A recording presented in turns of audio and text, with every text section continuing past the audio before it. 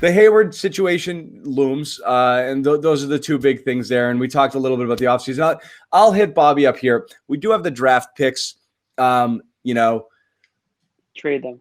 Everyone, look, the likely scenarios are you roll up, move up a couple of slots theoretically to get a guy you like and package picks. Other things you can do, you can throw picks, lower picks in deals with guys you want to essentially give away and convert those into second rounders or something. So say you want to dump Cantor, Ojale, and clear those guys out because you just don't want to hold them onto the roster. You could do that. There's stash players there later for sure. Bobby, in your brief, I'm going to give you about 40 seconds to talk about this. No, in your brief study right now, that's how excited John is right now. anybody who jumps at you. I love Devin Vassell, Isaac Okoro. Those are guys that are going to be 14. There at 7. No, I think you can move up to 5 through 7 in the draft with relative ease. With relative ease, there's going to be a lot of teams looking to move back. Maybe, but you'd have to basically you got to send all 3 of those picks. And again, most teams don't want 3 first-rounders in a year, so you actually lose value in doing that. Theoretically, I think you're packaging 2. 14. You could move players. 14 and 26 might not get you to 7.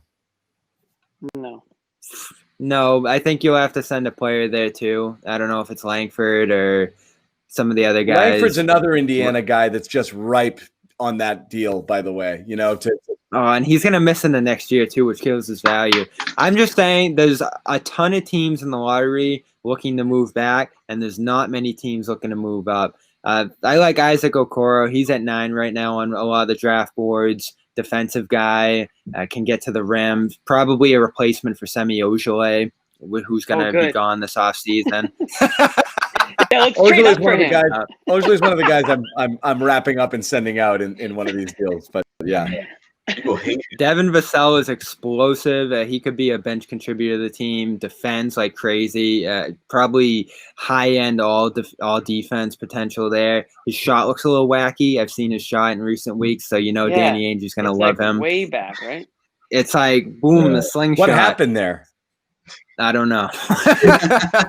So maybe not the time to change. Maybe after seeing that, he'll be there at 14. Yeah.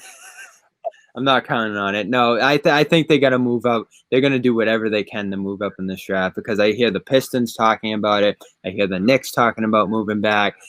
So there are a number of different teams talking about moving back. Yeah. All right. So Bobby's going to have more on the draft. We're digging a little deeper here. What's the draft date, Bobby?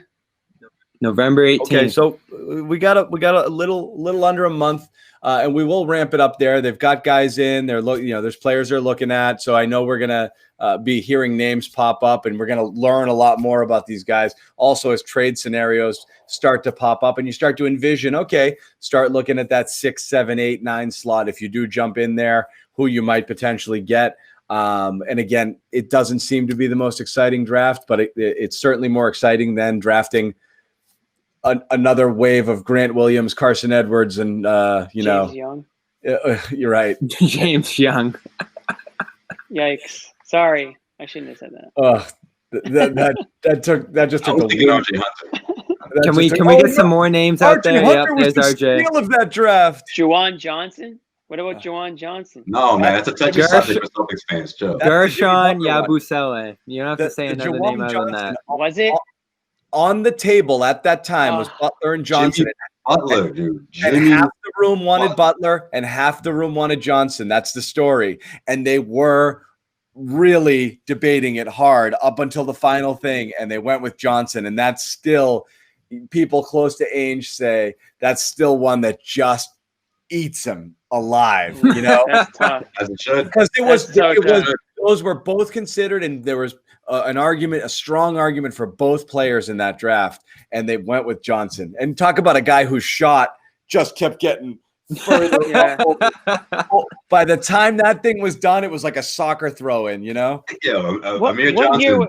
Yeah, definitely. What year was Butler? What year was Butler coming out of college? I'm terrible with years. I just remember this. But Johnson was a senior. Like, he was 09. I feel like everyone knew who Juwan Johnson was at that point. I don't know what the big, I don't know. That's a killer. Everyone knew who Carson Edwards was too. That's how it goes with the draft. Right. 2011.